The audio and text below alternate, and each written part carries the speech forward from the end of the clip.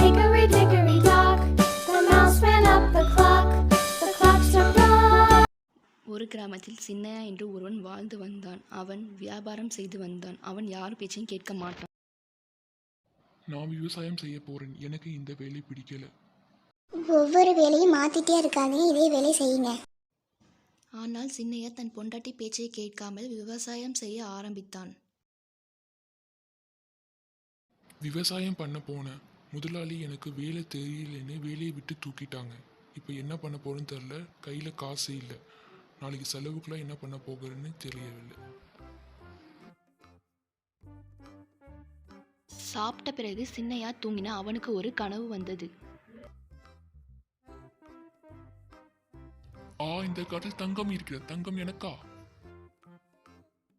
மறுநாள் சின்னையா தன் மனைவியிடம் தன் கண்ட கனவை சொல்லிக் கொண்டிருந்தான்.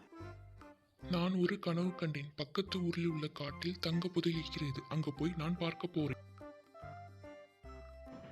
சின்னையா தன் கண்ட கனவை தன் நண்பரிடம் சொல்லிக் கொண்டிருந்தான். எனக்கு கனவு மேல் நம்பிக்கை இல்ல நண்பா, நீ சொல்றது அதனால தான் அந்த காட்டுக்கு வரேன். பக்கத்து ஊர் நான் பார்த்தது இல்ல, உன்னை நம்பிதான்டா அங்க வரேன், போய் பார்ப்போம் புதையல் இருக்கான்னு. சின்னையாவும் சின்னையாவோட நண்பனும் அந்த காட்டிற்கு சென்றார்கள். நம்ம அந்த ஊருக்கு வந்துட்டோம், ஆனா அந்த காடு எங்க இருக்குன்னு நமக்கு தெரியாதே. என்னது தெரியாதா? ஏய், நான் உன்னதான் நான் நம்பி வந்தேன். என்ன நண்பா இப்படி சொல்றா? இவ்வளவு தூரம் வரை வந்துட்டோம், போய் பார்ப்போம். 2 பேரும் அந்த ஊர் உள்ளே சென்றார்கள். அந்த பாட்டிடா கேட்டு பார்ப்போம். நீங்க அங்க போகுதீங்க தம்பி, அது ஆபத்தான காடு.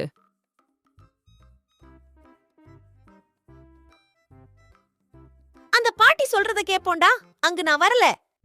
அந்த பாட்டி சொன்னவுடன் சின்னையா நண்பனுக்கு பயம் வந்துவிட்டது. அந்த பாட்டி பேச்சுக்கிட்டு நீ வேணா போ, நான் போறேன் அங்க என்று சின்னையா தன் நண்பனை விட்டு அந்த காட்டிற்கு அவன் மட்டும் தனியாக போனான்.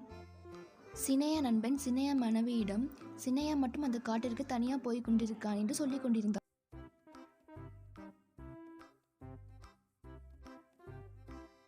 பெரிய தேனீக்கோடு ஒன்று இருந்தது, அது அவனை கடித்து விட்டது.